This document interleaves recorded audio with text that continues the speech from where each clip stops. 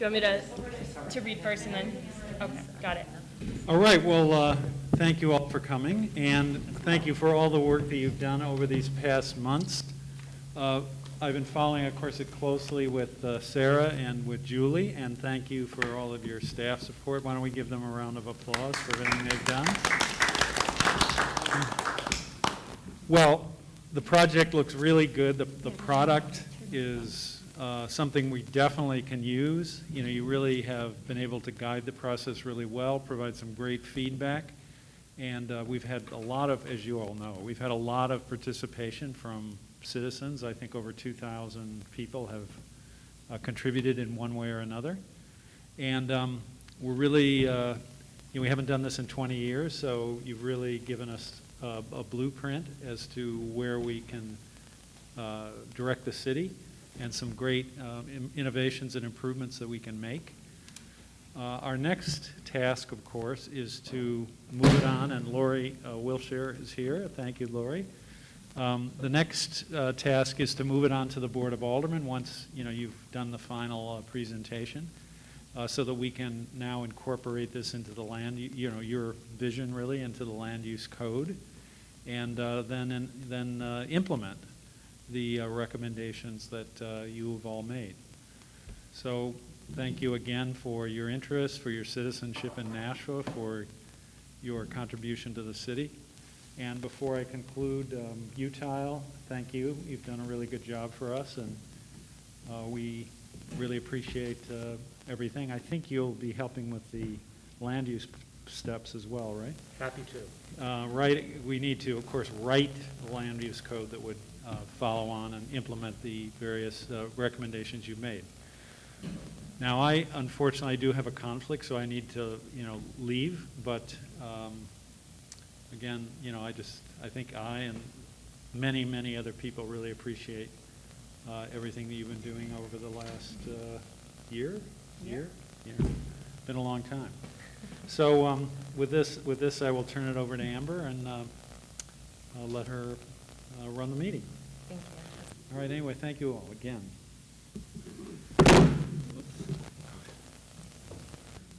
I get to follow up after that with the not so fun things. So thank you both to everybody in person as well as on Zoom. And it looks like they're able to hear us, or else they would start chatting. So this meeting is being held in person as well as by Zoom. We do have CCTV recording the meeting as well, and it will be available on the city's YouTube channel within a few days. If you are having trouble connecting to Zoom, please call 603-589-3064. We do ask remote members, as we do roll call, to please unmute yourself, state why you are not participating in person, and also if there's anybody in the room with you. Scott Leclerc. Here. Adam Varley. Here. David Tenza. Raymond Guarino. Wendy Hunt. I'm here. I'm at my house, and I'm alone, and I'm in remote because I had a prior commitment at 7:30. Great. So I'm trying to do both. Thank you, Wendy. Paul Shea. I don't believe Paul is able to talk at the moment, but he'll pipe back in when he can. Got it. Okay. Dan O'Donnell. Okay. John Jerzyk.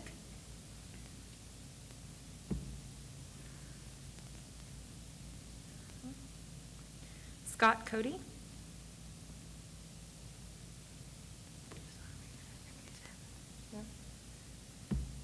Bob James. Here. Raymond Brousseau.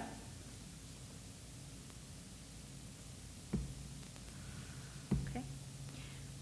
John Spiro Savet. Hi, I'm here joining remote from home. I'm here by myself. I'm here just cautiously avoiding large group of people because of upcoming professional commitments. Great, thank you.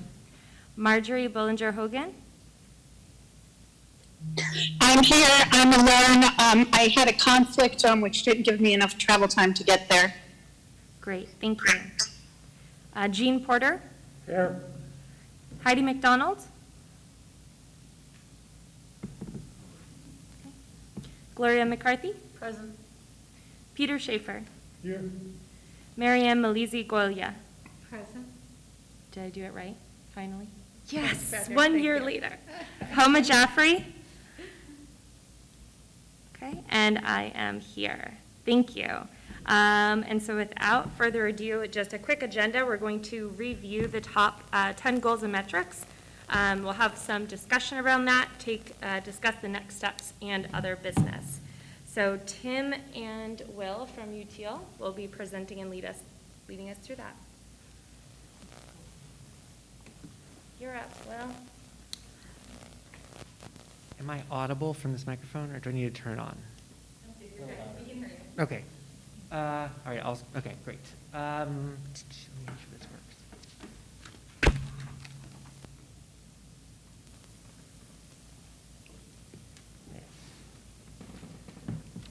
All right. All right, so our agenda for this evening, much as Aaron was just saying, is to do a couple different things. I want to start actually by saying there's also one thing which is very much not on our agenda, which is to go at length through the entire document. It's very long, and part of why we sent it in advance was so that you could all have a chance to begin to see some of the things that are in it.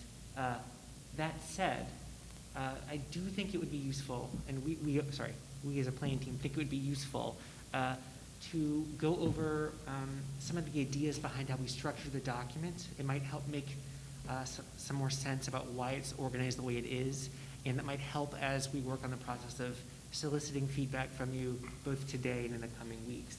And then there's sort of what to do from here. And so I'll do a quick presentation of the structure of the document and some things that we'd like to point out, a little bit of information about how to be providing feedback back and questions about that, what the next steps are, and then we want to leave as much time as possible to actually get feedback from you all, which ultimately is the point of this chance to be meeting in person. Any questions before I begin? Okay, great. Can everybody hear okay? Yeah, do I need to speak up? I do have a way of mumbling, so it's hard to know if I'm mumbling or yelling. So let me know if I'm doing too much of one versus the other. Okay, so right at the beginning of this document, there's something which actually it's printed on the board over here behind you, which was our attempt to take what is otherwise almost 100-something pages, 170-something pages. By the end, we might be pushing 200 as we sort of finalize this draft, to actually get to the big pieces. What were you to quickly look at this document? What are the big things that you or any audience member or any constituent reading this plan thinks the point of this whole thing is about, right? And there's a lot of different actions and recommendations that we've talked about at length, but there's this idea of the top goals. And we really have one or two of them for each of those 6 lenses that we've been discussing since the very beginning of the project, right? So there's the 6 topic areas. Each one has its own color. There's land use and development, housing, mobility and transit, economic development, open space, arts and culture. And then in each of those, we have 1 or 2 top goals. So this set of 10 top goals, these are the big things. These are the ones that cross across many different sort of sub areas. They're the priorities that Nashua as a city through this planning process has sort of collectively agreed are where this should go. And so that's up there front and center. And it also begins to show that this color categorization and these sort of icons that go with it are how you can trace those threads through the rest of the document. Right after that, there's the other big way of looking at this plan, which is as we got more into it, it became increasingly clear that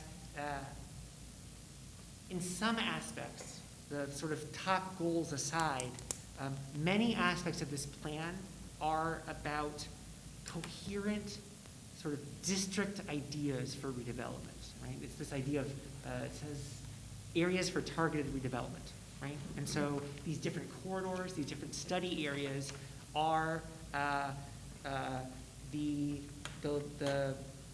recipe box or whatever. They're the place where the top goals can be borne out. And so they're all visible. And it actually makes up a fair chunk of the city, actually. And these become the blueprint for many other aspects of the plan itself. And so those are there. right at the beginning, even before the details of them all come into place.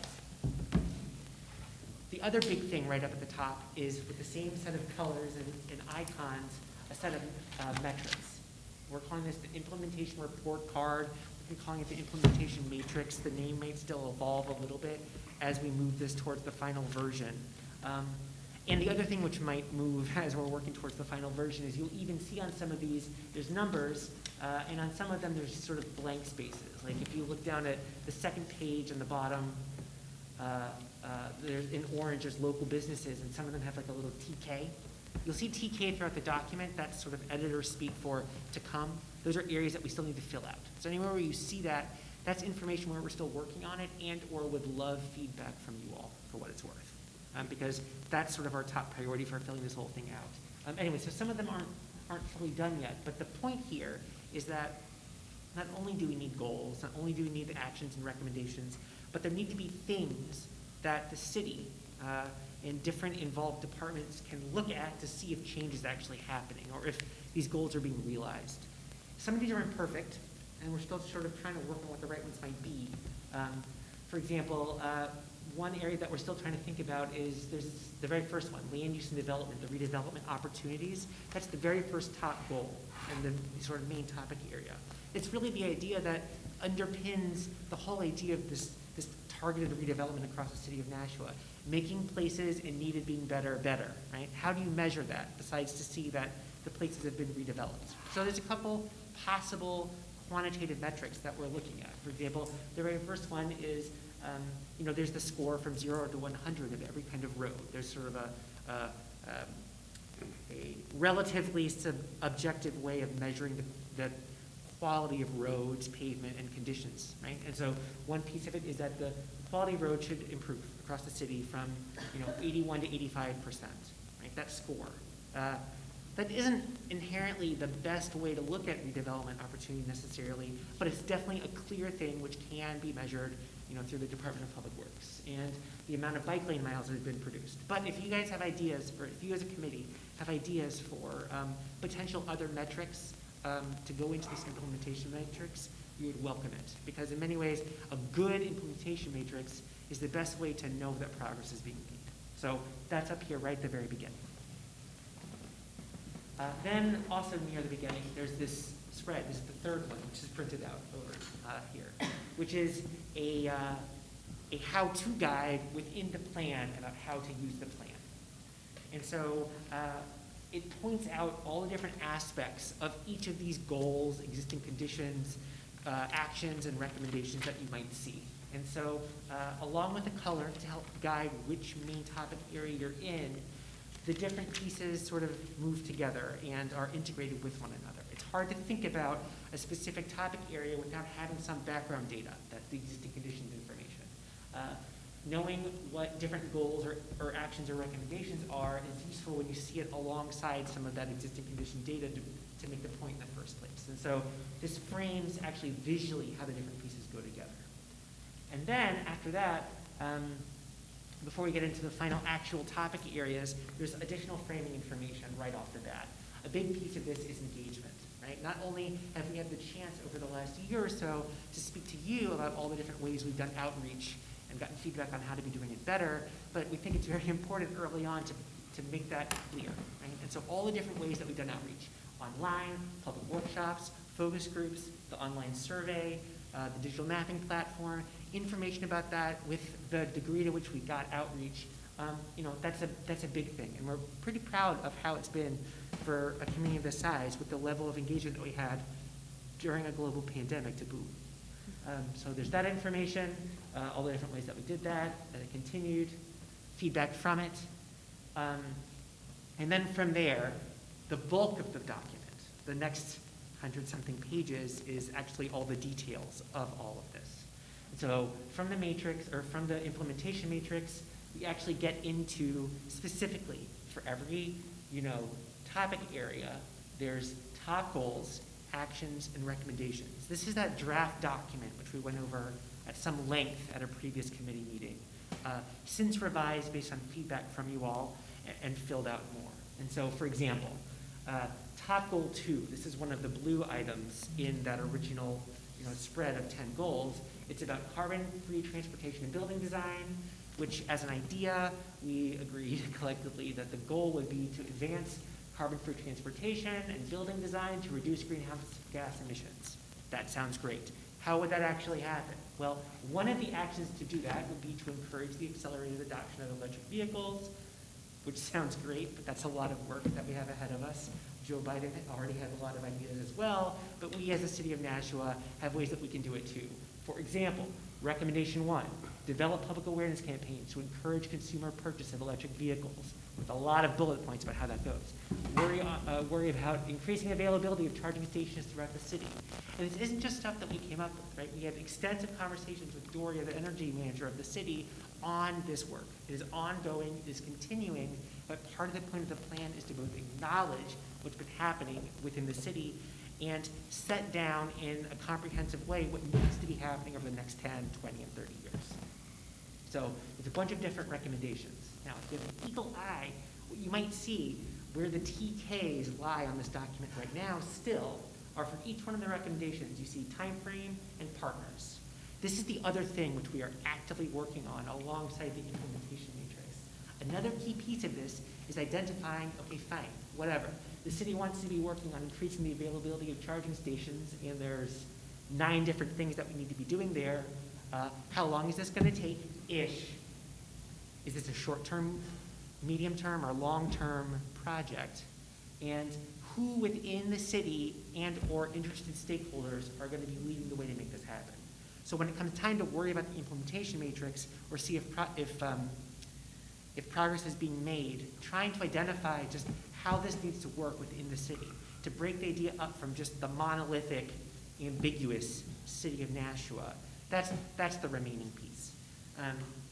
We're probably not going to get a lot more specific than short, medium, or long term because that's not a realistic projection to be making at this point in time. In fact, just that designation of short, medium, and long is a really big step because what that means is the short-term things are the things that are going to happen first. They're the ones that it's the easiest to focus on right now. But the idea of having medium and long-term ones, even if it's not happening right now, still keeps the sort of proverbial ball that we can keep our eye on as a city. And so it's important to try to distinguish between short-term things that we know we're working on and long-term things for which a lot needs to be put in place in advance. There's additional actions and recommendations that are a little bit less detailed because they're either longer term, so the exact implementation strategies are not fully formed, or they're more self-evident, right? It could be things like leverage land use regulations and zoning policy to reduce the climate impact of new development, right? That's going to actually just involve that new land use code that we're talking about. So there's only so much that we can say right now short of doing the thing, you know?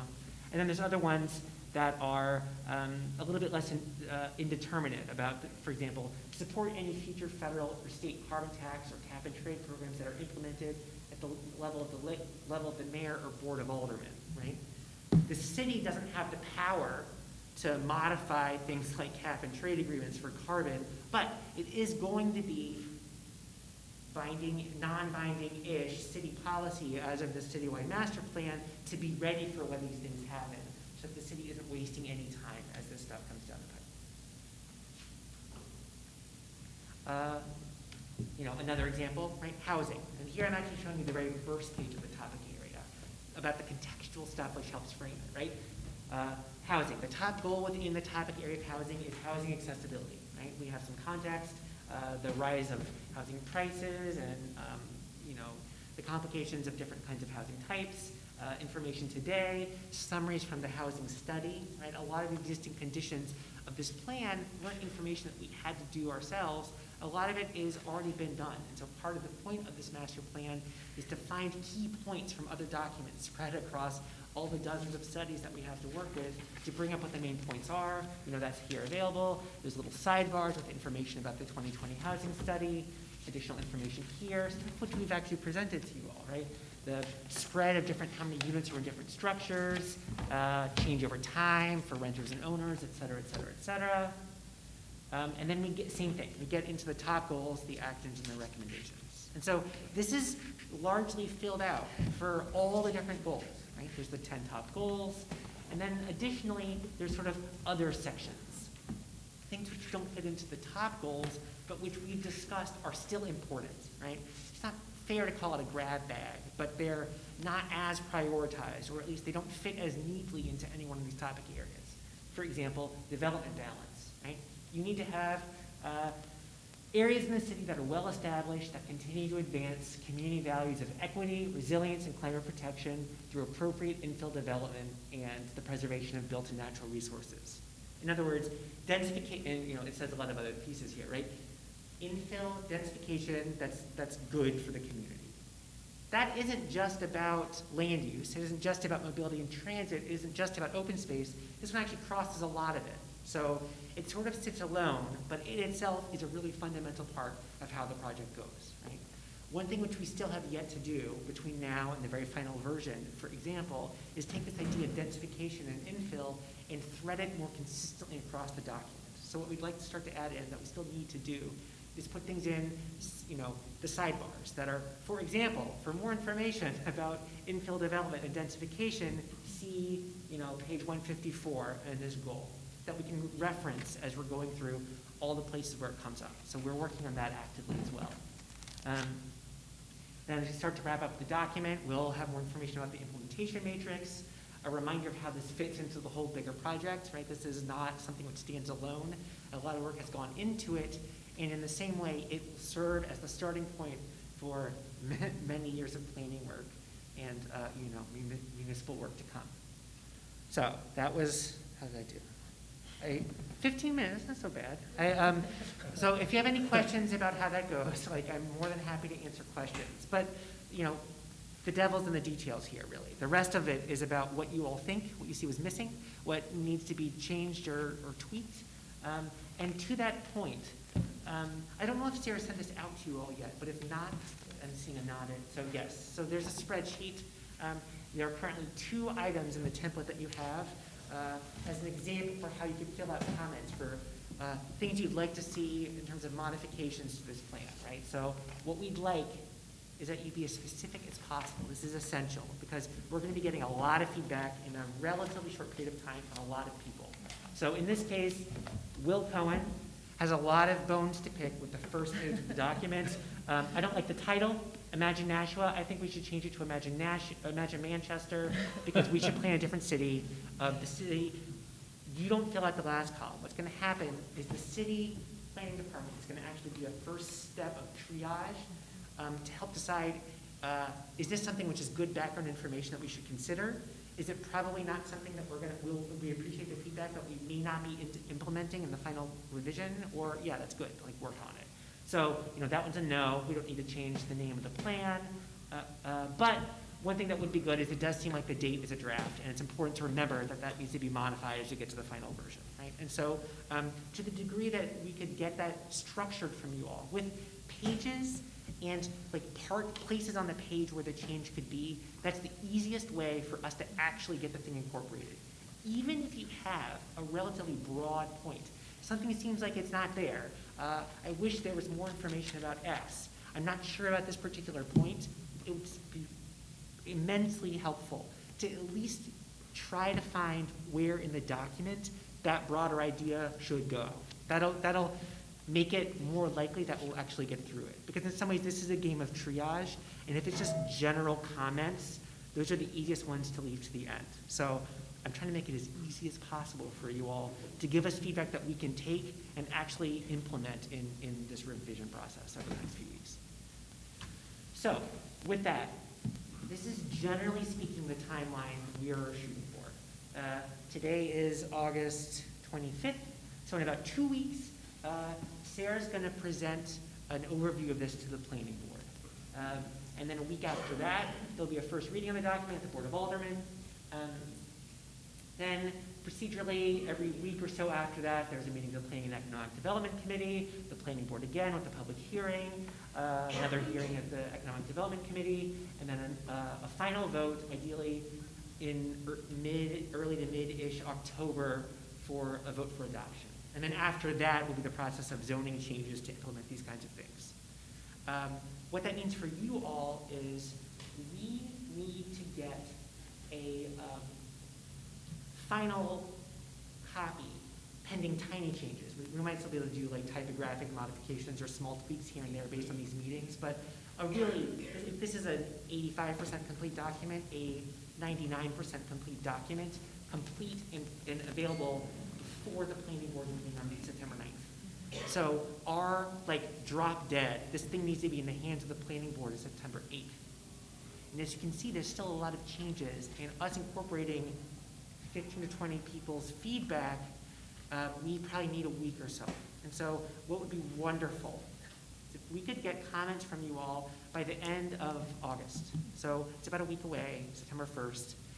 I mean, if it's the 2nd, it won't be the end of the world. But really, on or around that day would be ideal, because we need about a week to make sure we actually get through all this stuff. So that would be strongly preferable. And if you have any issues about that or questions, we can definitely work things out. We want to make sure we get feedback from all of you, but that would be the most expeditious process here, so that the document can be largely fully complete, so that it can be discussed on the merits over September and October with all these other stakeholders. And that's all I have to say. Yes? I just had a quick question about, Scott and I were looking at there's two different versions of the document, and one is much longer page-wise, and I'm not sure if it's just the layout. Just want to make sure that those are the same document. Is it two PDFs that you have? One's like 182 pages, and One's like 90? And one's 90-ish? Yeah. One of them is one's called pages and one's called spreads, I think. And these are basically spreads, where it's like a book. So that you wouldn't want to print spreads out, but spreads would be much better for you to read if you're looking at it on a computer. So in this case, what the spreads are saying is that, it's page 114 and 115 together. But if you wanted to print this out, Amber style, you would use pages and do it. It's ridiculous. But you did single-sided, right? So if you did pages double-sided, you would get spreads basically visually in a book. So it's just whatever makes more But sense. to you. substantively, they're the same. They are identical, actually, okay. substantively. That's a great question, thank you. Yeah, just another point, the spreads were designed together graphically. So when we were laying out the pages, we were laying out 2 pages at a time. Got it, okay. Yeah, I generally think of it as spreads for viewing, pages for printing. Unless you have an 11 by 17. Yes? When I think the page numbers you want are the ones on the bottom of the page. That's correct, that's a good point. PDF shows us, Yes, thank you so much. If you use spreads, the page number, like this says, well, this is not the spread, this is a little presentation, but like this says page 14. No. If you're using the spreads, please still reference the page numbers on the bottom that are effectively what's in the pages document. Right? Thank you, Julie. You're about to, that's one. Maybe, Will, before we jump into general comments, does everyone understand the kind of logic of the structure of the document now? The color coding, the order of the kind of lead in at the front? Because that's very important to understand, because I think you can also help us message that to other people too. Are there any questions about that, or do you want Will to cover any aspects of that again? Or put another way, if after this meeting, if you go home and now that you know all the things I just said, if you look at it and aspects of this do not seem clear, that would be very useful feedback. The goal of all this was to make this legible, intelligible, and understandable for anyone who's going to be looking at this document. So it should definitely make sense to you all. So feedback about the usability of it is also useful.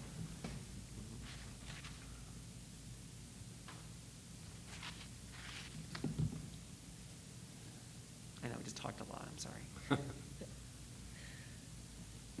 I mean, I think the layout makes sense to me anyway. It's pretty easy to connect through, and I think the colors help keep you on track, what you're looking at, so. I don't have any comment other than that, I guess. Any other questions? I have a comment about, in the old days when people used to print out books, they would, for example, if you're in a particular chapter, each page would have someone on top and the bottom of that chapter, so you know you're in. Now here you're using color, which works well if you're doing it online, okay? But if you print this out, I printed mine out in color, but that's expensive, Yeah. okay? If I wanted to print another one out to review or something, I might not want to do it in color, but then I lose this perspective. It becomes more difficult. If I knew sort of which chapter I was in, it would kind of work.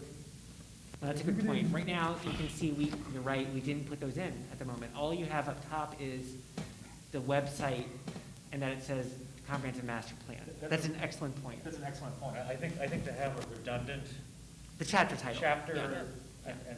and subchapter system that runs all the way through for black and white printout would be totally fine. We can definitely do, that's Yeah. very That's a easy. really good idea. Yeah, thank you. And I specifically printed it out in color because I realized Yeah. printing it out in black and white wasn't going to work for me. But then when I realized I was running out of color ink, I said, well, this is not a good idea either. So, I mean, it works online very That's, well. that's a really good example of feedback. Like, now that you say it, that seems very obvious. We like chapter titles. I think we've been looking at this online for so long that, thank you. Yeah, I mean, you could use, you have kind of a consistent symbol for each of the colors too. There's like, the land use has the little building and the housing is a house, and, even if you just put that symbol Yeah. on those sidebars, it would, Good point. Yeah, could I work- think that the could other work, thing too. I appreciate about your point is that different people navigate documents because of their backgrounds. Attorneys like the system you're talking about, right? So for some people, color is more intuitive, but for some people, based on their training, seeing chapters and subchapters all the way through is an easier way to navigate. So that's another another thing that will make it user-friendly for a wider range of people. Because, planning professionals and attorneys are going to be using this document too. This might not be ADA compliant. Somebody's colorblind, they're not going to be able to figure this out. Yeah. And we do have visually impaired people in our. That's a good reminder. I think, we will make sure that there's distinctions between that. Yeah. For example, we already, the specifics of ADA compliance aside, it became very clear that, the yellow text works a lot better conceptually than in person. So we're gonna also, for example, with the bright yellow, we're gonna be flipping it in many cases, so the text will be in black still, but the yellow can be provided on the side as an accent. But we'll also make sure to check grayscale, actually the grayscale visibility of it, so it stays clear. So that they seem different, yeah. I don't want to belabor this, but I want to make one quick point if I could. The black text on kind of a brownish red, okay, this one here, this red one here, that contrast doesn't Yeah, really work yeah, yeah, that yeah. well. If you used white like it did with the one next to it, that would have helped. Yeah. Okay, Yeah. we'll, Those are minor tweaks. no, it's a but good still, I point. them out. We basically need to actually do a full edit of this in full grayscale. It needs to be fully functional in grayscale, even without the colors there, but they can still provide additional feedback when The good news is the layout allows for that redundant information in those bands, so it might enhance the kind of design elegance of it actually. So I think those are great comments. There are people who do that for a living, trying to find those. Thank you. As a follow-up to that, similar to how we have Imagine Nashua, you can use Google and Google Translate, and it'll live translate the page. Where will this live, and will people be able to read this in other languages? That's an excellent question. I don't have a perfect answer for you just yet. As it stands right now, I think the document, as it's going to be passed, is presumably, I should let Sarah correct me, but usually the formal document adopted by bodies is an English document. That's the binding one. We should discuss how you want to handle things in different languages. One option is to, after this thing is passed and completed, to send the text out to a translation service and then have a final copy, basically be this thing, but with all the text done. But that would be done one time for a certain amount. And then another option is if it's important, then there could be for some top, the top goals or some summary of the information could be done via Google or online tools to make other pieces available. It could go in many different ways, but that's different than, the full 200 pages, I think. Got it. Thank you, Will. I do agree with you. No correction, but we can certainly send the final document out for full translation, and we can make sure that maybe we have the executive summary and the top 10 page goals as well. We do have a company we can work with for that, but it is a cost each document, and so there's a big startup cost. It gets lesser the more pages, so we would want to do it as a final translation if possible, because those costs will add up. Thank you. If I understand correctly, we're still looking for feedback on the type of measurement metrics we're using and the goals themselves, or? Not the goals themselves, the metrics. Yeah. And any place that it says TK, that if you think it's important to highlight what we've heard in a way that isn't highlighted, we're looking for that feedback. Does that make Do sense? not spend your time editing for grammar, layout, spelling, any of that. That is a known thing. We just didn't, it's easier to get a draft done first and then comb through the whole thing. We have a whole set of, like, we will be doing all that. Don't spend, unless it really, no, actually don't. Don't spend your time on it. The substantive things Sarah's mentioning, that's what we need help with. Just to follow up though, Sarah, you said not on the goal, so like just what's on the screen right now is top goal, housing accessibility. So you're saying we're not looking for comments that would change that goal to something else, but it may be that we have a comment about the implementation of that goal, the recommendation. The whole process of getting to those 10 top goals, as you all may remember, was very belabored. It was with a lot of meetings, a lot of stakeholder feedback. I think we're at a good place with them, but that doesn't mean that the entire set of information for the following pages is fully fixed. Yes. I have another question on the metrics. The pages that I've read, I haven't gone all the way through it, but the pages I've read dealt with the metrics going from baseline to 2030. Now, is that just an intermediate step where we decided after 2030 we don't really know what the metrics would be, or because this is meant to be a 20-year document? So I'm curious how we're approaching that. It's a great question, Peter, but it isn't necessarily meant to be a 20-year document. It generally is that, but I don't. No, not necessarily. So the state law says it has to be updated on a regular basis. It doesn't define it. Most communities do not do 20 years. We did in the last round. I think that each community needs to choose what that time frame is based on their needs and their changes and their development. And I think that a lot of the things that we're talking about here for goals, we need to keep that timeline into something that is comprehensible and seeable, because who knows the world we'll be living in much beyond that too. So these goals are 10-year? They are 10-year goals, really. Yes, they are not meant to be going to 2040. And so if you think any of those timelines are definitely draft. If absolutely any opinions, ideas on those timelines and how those have been short, mid, long, we more than welcome those as well. Oh, sorry, I think there's a clarification. Yeah. The metrics are 10 years. Oh, yeah.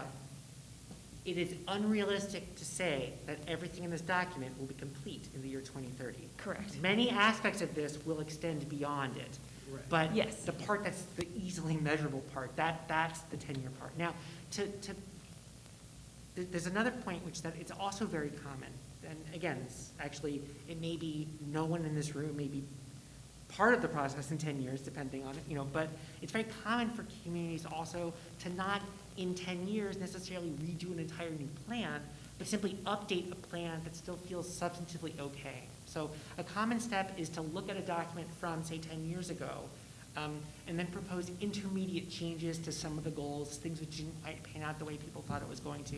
And then most importantly, to then find a new set of metrics and targets based on where the city's actually gotten over the course of 10 years and wants to go in another 10. So it doesn't require rehashing necessarily this entire process in a decade's time.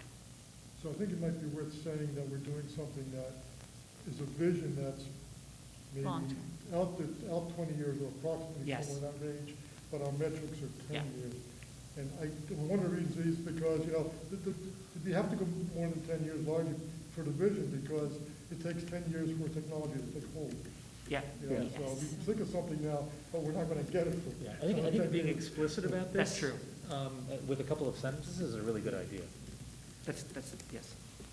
Especially if this document is gonna be something that future people are gonna use for planning purposes and not look Yes. at it and go, well, we didn't need this, or we didn't need this. Yep.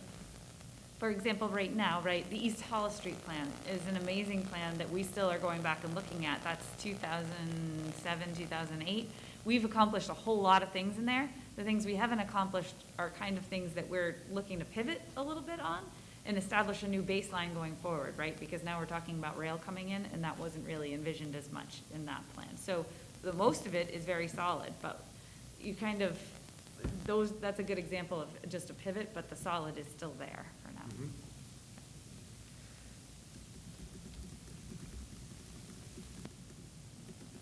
Amber, if I may?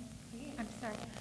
Yeah, and I think to your point, when I was working with the planning board and also looking at the zoning board, there were real issues in the past couple of years looking at plans that really didn't meet where we are now. And I mean, some of you remember probably conversations about the plan saying something about a hotel down here, like right here at the Four Corners, and people saying, well, why aren't we doing that, and why are we doing the Performing Arts Center? So I think that, 20 years, a lot can change. So the 10-year metric, I think, makes it easier for all of you to make some decisions too and move forward.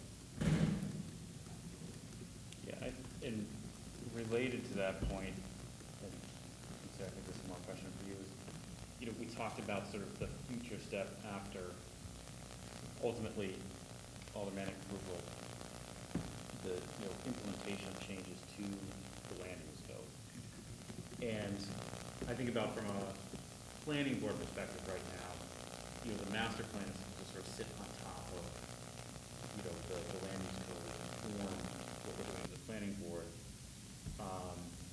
And I'm just wondering what the thought process is in terms of practically how that will work here. In other words, is the expectation that the goals and expectations of the master plan are going to be implemented directly into the land use code, or that the master plan would still be sort of separately and apart from land use code informing this decision making? Because if it's the latter, I think there would need to be some, I guess, separate guidance document that would say, as the planning board, this is what you should be thinking about, in relating the master plan to what you're doing on the planning board. That's a great question and a good point, I will say.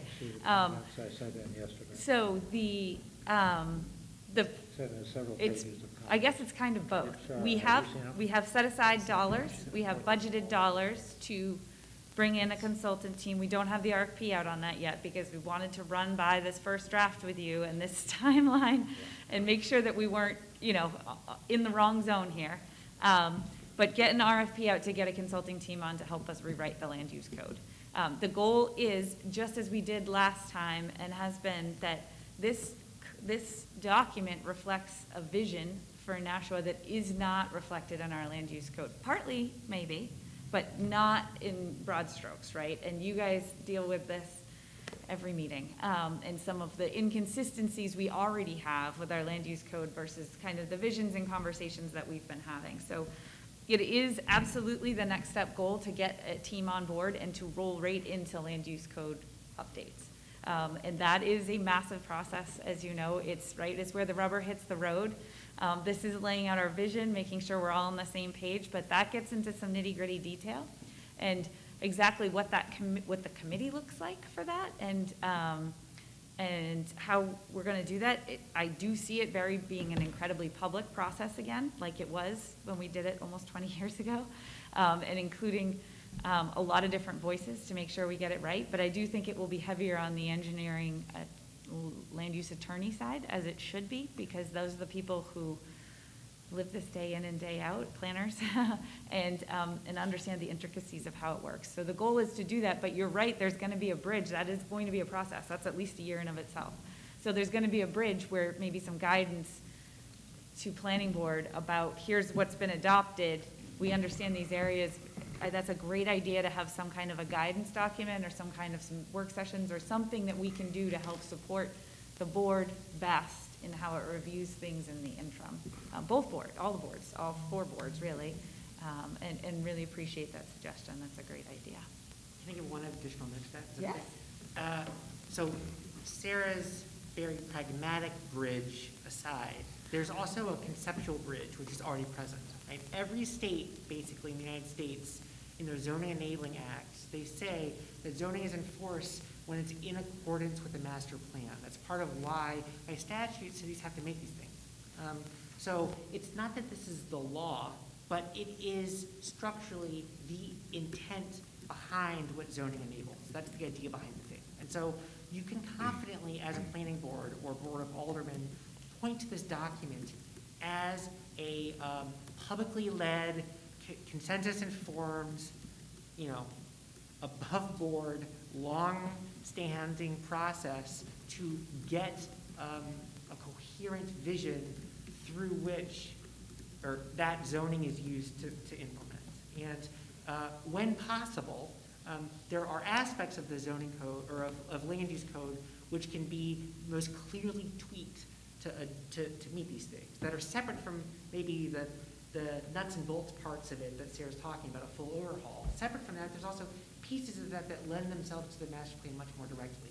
The exact dimensional constraints of different zones, like that map right there of the targeted redevelopment, aligning the actual dimensional constraints and use zones to make sense with that vision. That's the single most important part of a land use code update to meet the plan.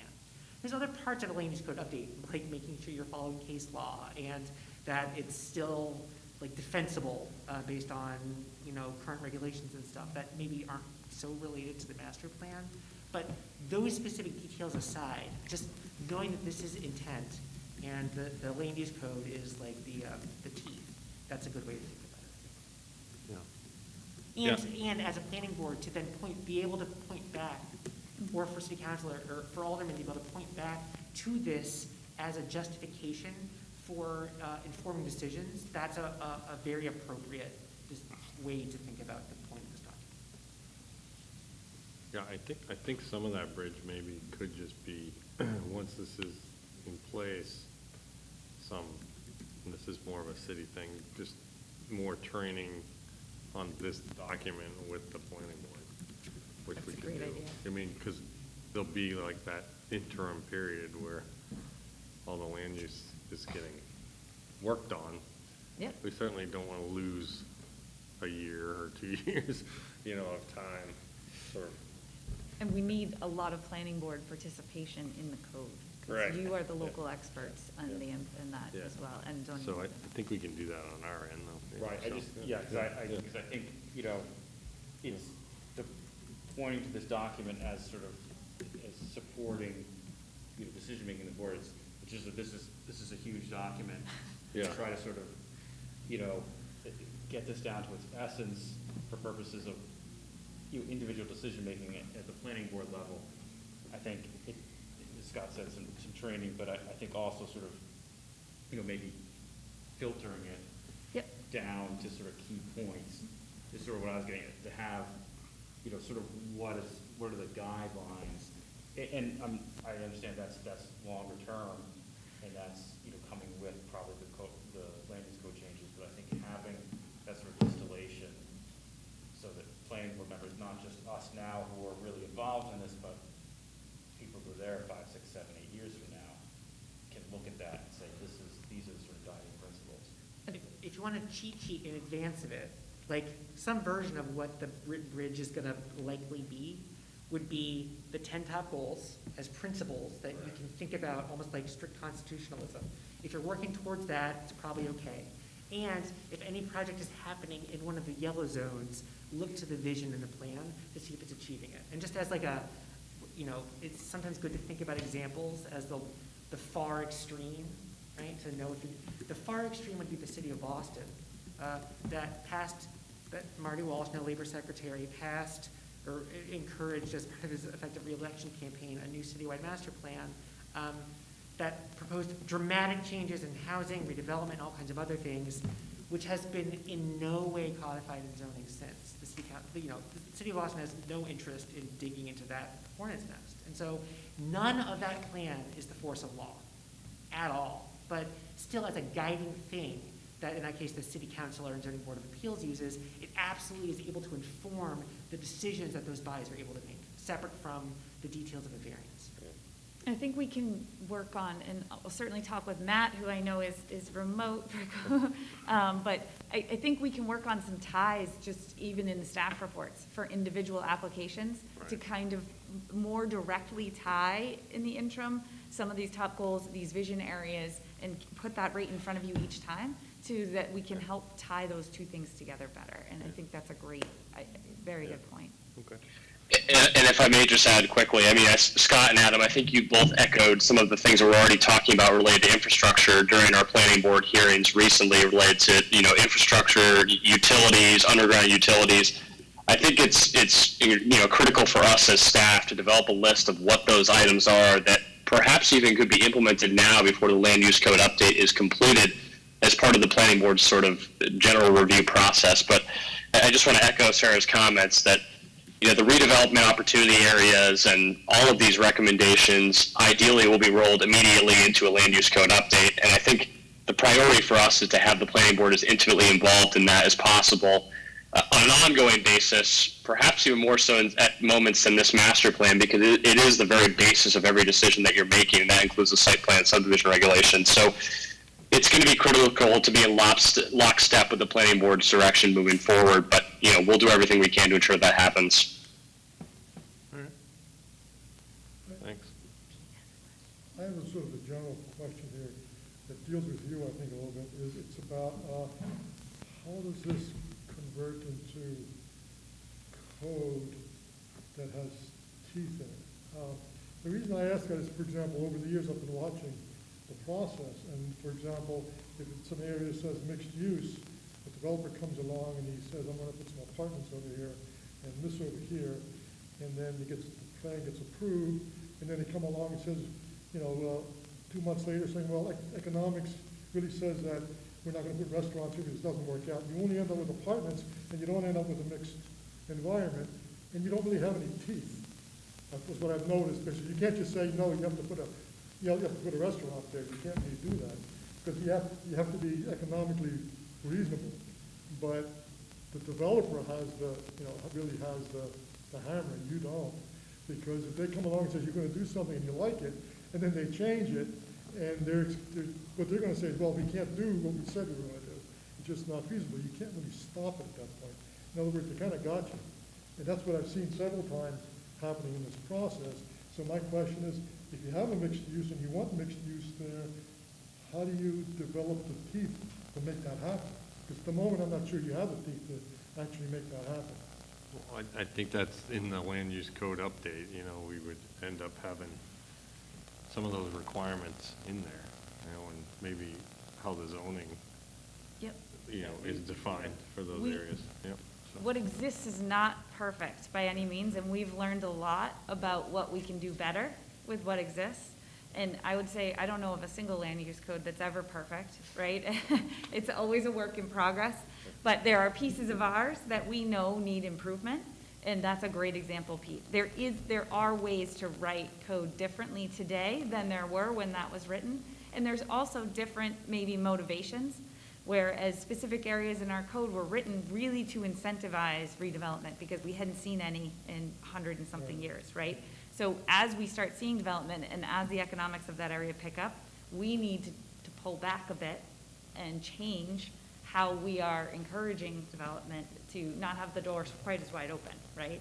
And to be more specific. And we've learned through this process. So there is the ability to do that. It is the land use code update, but there are many things like that we can improve upon. And we're probably going down we're in a tangent now, but we're helping with a lot of mixed use codes now to open up a little bit the flexibility of active ground floor uses so that it's not pinned on a specific economic model. So if the goal is active ground floor uses that activate the sidewalk, maybe it's not just a restaurant or retail because of e-commerce. Maybe there has to be a different use table that counts as mixed use on the ground floor that allows for other kinds of uses, you know, certain kinds of professional offices and things that still make it mixed use but don't narrow cast for a particular kind of moment in the economy. So those are things that we can work out, or your consultant can work out. I mean, as a layman, to me, it's still a bit fuzzy, because we have that problem now, like down in the, on the east side, you know, a couple of years ago, it was a big property, and somebody bought it, and they put a plan together and everything, went to the city, and the city approved it, and the guy said, oh, I don't actually build anything, I'm just proposing a plan, and then I'm trying to sell the plan and the property to somebody, and they can do whatever they want. So it's not, you might think you're getting something, and all of a sudden you find out that's not what you're getting, because other people have different economic ideas in mind that aren't necessarily, you know, what we think is happening. So anyway, I don't want to go into that. Well, maybe. It confuses me a bit as a layman. Maybe the comment out of, that's coming out of this is maybe the definitions and the extra pages here in the land use and development section need to be pretty specific about the mixed use desire and include, I mean, I haven't read all of that yet, maybe it's in there, but maybe that's the comment coming back as the redevelopment part in the orange pages in here. Need to kind of spell that out a little bit so that when we get to the land use code part. I mean, that requires a little bit more analysis to, that might be happening, that might best happen during this kind of bridging period that Sarah's talking about. Because we wouldn't want to preempt specificity either in this document for work that has to include experts that are going to think about, you know, what mixed use is going to be 10 years from now, right? So, but I think it's a really good point, and we'll look at those issues again. Now that we've had this conversation, this is going to be a direct roadmap to a land use regulation step next. We'll pay special attention to the way we're framing it so that it's specific enough, but doesn't lock you in when you do that process either. We may not put the dimensional constraints in just yet, No, but right. we'll make sure that the intent is clear.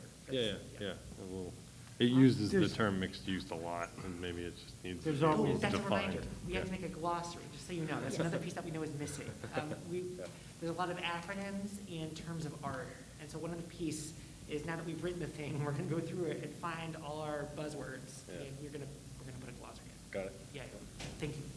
Yeah. Bob, did you have a follow-up?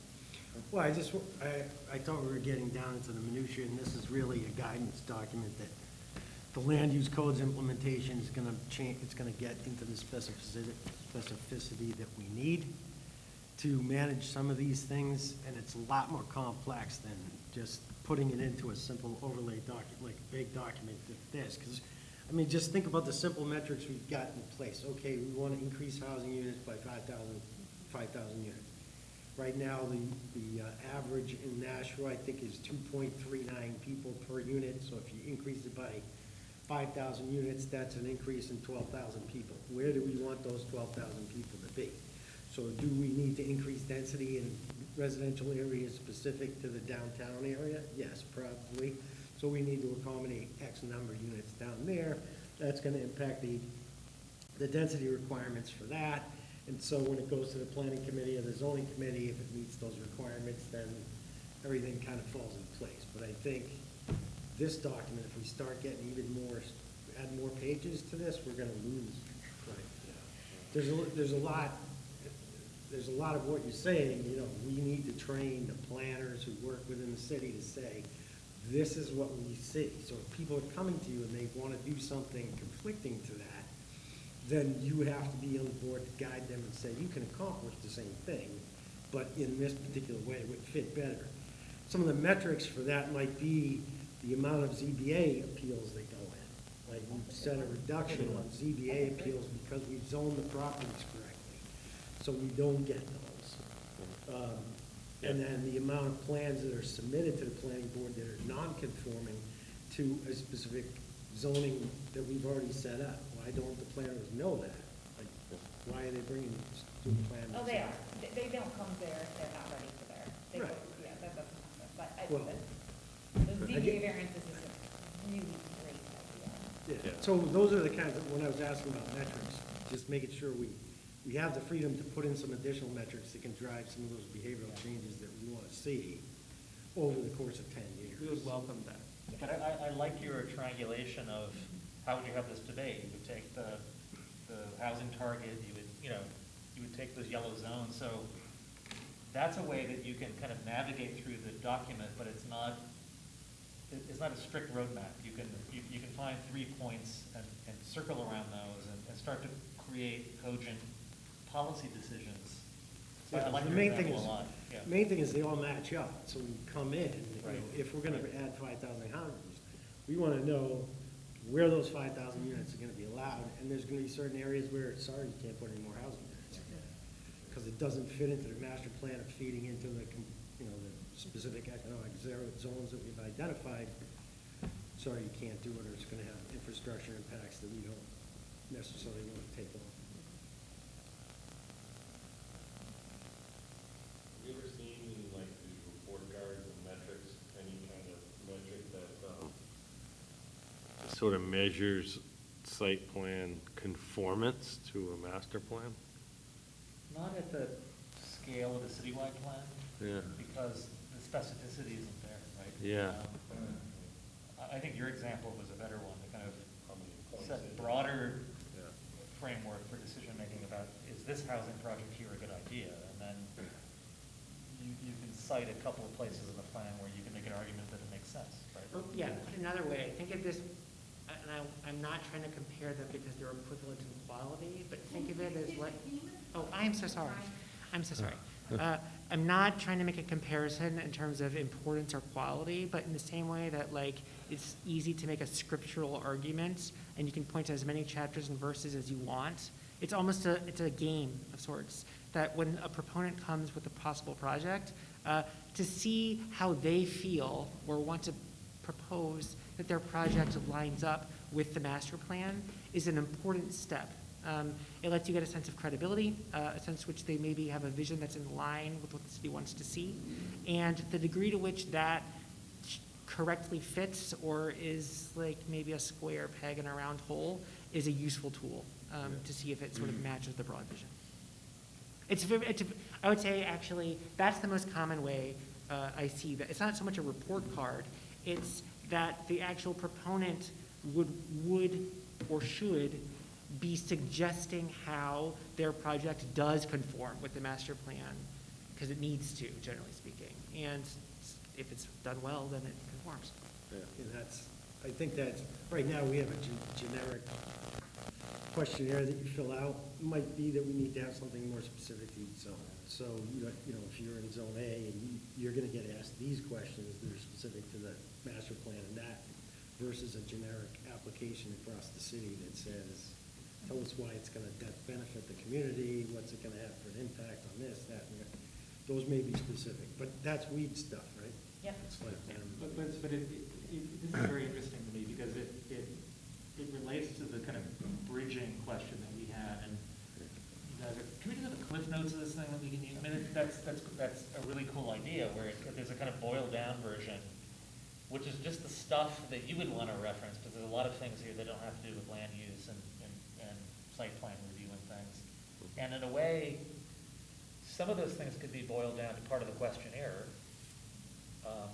which is the really boiled down version. Like, these are the top 7 things in the master plan. Check the ones that you think apply to your project. yeah. And that might even inspire a development component to look at the plan and Yeah, maybe, or it's a downtown area, your questionnaire might say, how is this gonna increase pedestrian Right. traffic in the downtown area? yeah. Rather than something generic. It's And that'll have an like- impact on the market, I'm telling you. Once that's part of the questionnaire, it'll have an impact on how people prioritize, at least at some level, how they think about their projects from the very beginning. Especially in the key targeted. Exactly, Yeah. that's what I'm It's a talking great about. idea. I love it. Yeah. Yeah. So we have the controls in place there, but Yeah, again, weed stuff, right? Yeah, that's right. From a developer's perspective, time is money, right? And the best way to save money is to not argue with the city interminably about what you want to see in the first place. And so that is the unofficial power of this master plan, which is you're telling them what you want. So if they can come to you and say, no, this actually does all the things that you say you wanted, then actually, hopefully, the planning board would logically go, yeah, that's a great idea. Or use this as to help guide that advice. And so the more that can feel true as the process, the more likely developers will do it in the first place, because from their perspective, it's a win for them. I think there's another part to this, besides companies building things, a lot of this in here has to do with government itself, parks and everything else. So, the circumferential highway never happened.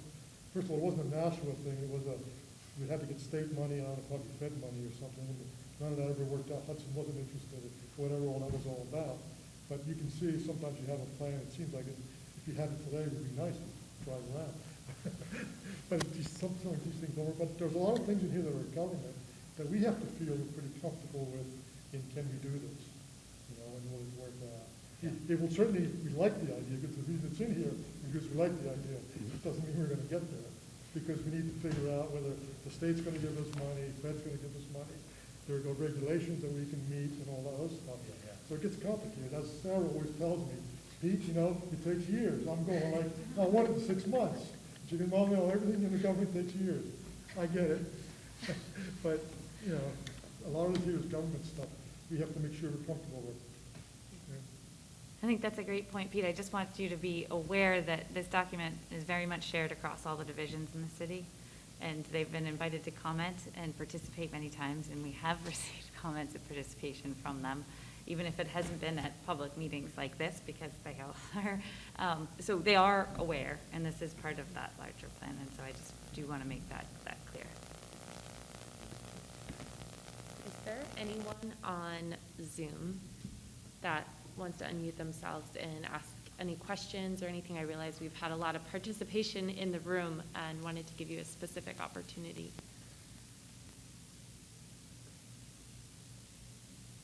No?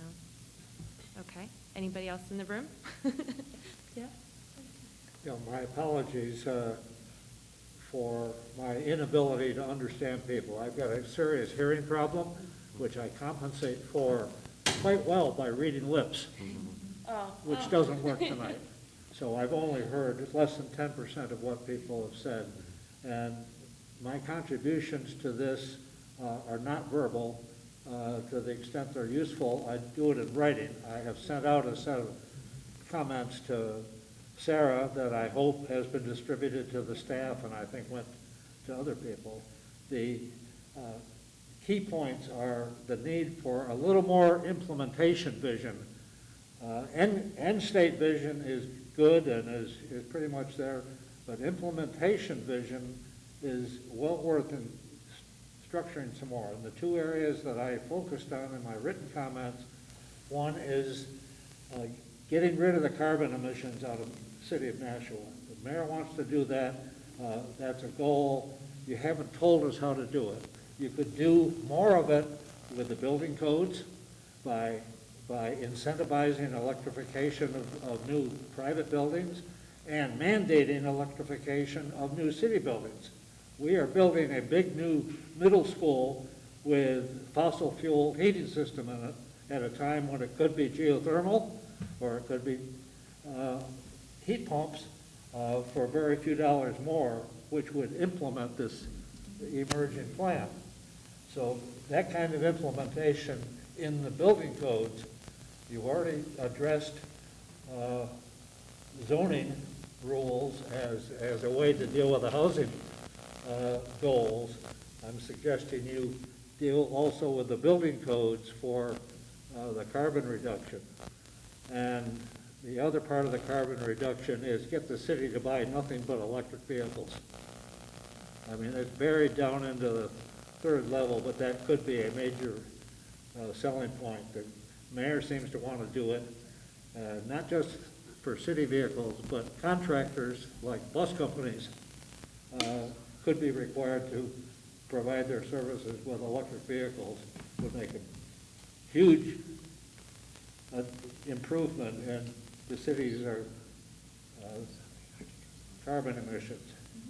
So the implementation, and the written comments that I set out. The other top goal that I talked about was natural areas and parks. When people write, there is a tendency to use parks as shorthand for natural areas and parks.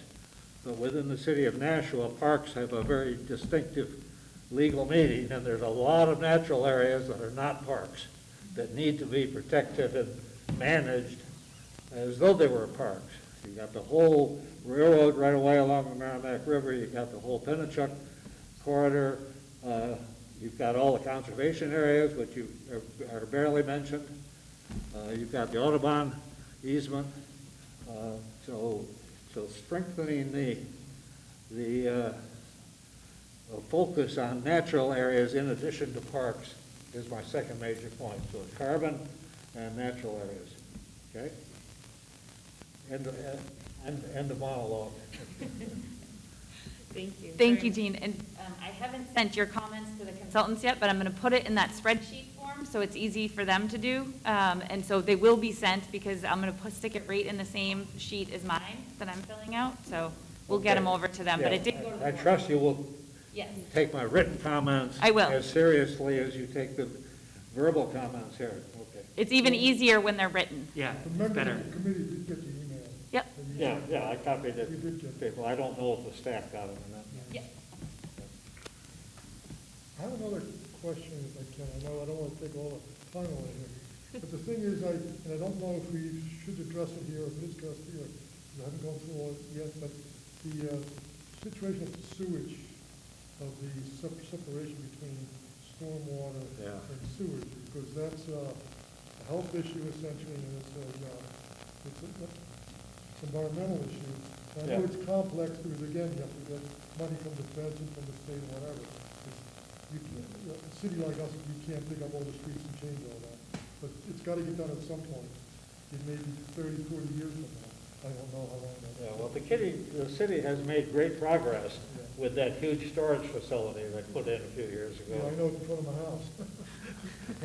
And there is a ways to go, and it involves either more storage or more tearing up of Yeah, streets. but as far as the plan goes here, as far as this vision here, is that, when there's new development, we should make, Right. I mean, even though they can't hook up separately because there's no separate hookup, they should build it on their property, so when we do go Good in, point. That's they don't have to yeah. redo, because you can't make them, because you're gonna be grandfathered in at Right. that point. Yeah. Just to be clear, we have a pretty strict stormwater ordinance, and you are required to manage all your stormwater on site for new development now. Right. This plan talks about that. It talks about newer technologies to do that and making sure that we as a city are keeping up with that and pushing the limits with that going forward in the future. So the plan absolutely talks about it, but it also is an ongoing effort. This isn't new for the city, and we have, for private development that comes in, the board sees it all the time. We do require very significant management of stormwater to help protect our watersheds, and we've seen a lot of improvements from that as well. As the city's own plan to also maintain and better manage our own sewer lines and separate drainage lines. So those things are together, and they are in this plan. I also know that most of the regulations come down from the feds, so it's not like we have to do a lot of changes in our plan. They tell us we have the new requirements we gotta meet. But we need to make sure that the private world is helping us to meet those federal regulations, right? And that's where the land use code comes in. And so we are very active in that, but we will need to continue to improve, without a doubt. Anybody else?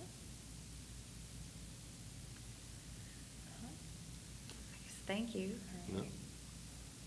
So next steps, as far as this committee is concerned, we will be having one more meeting.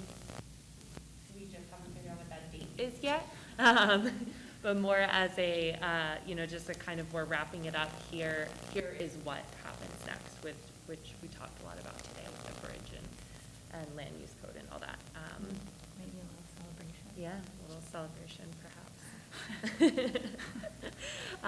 Awesome, that is it. Without any other last moment comments, anybody on Zoom? Hearing nothing, we're adjourned. Thank you. Thank you. I see.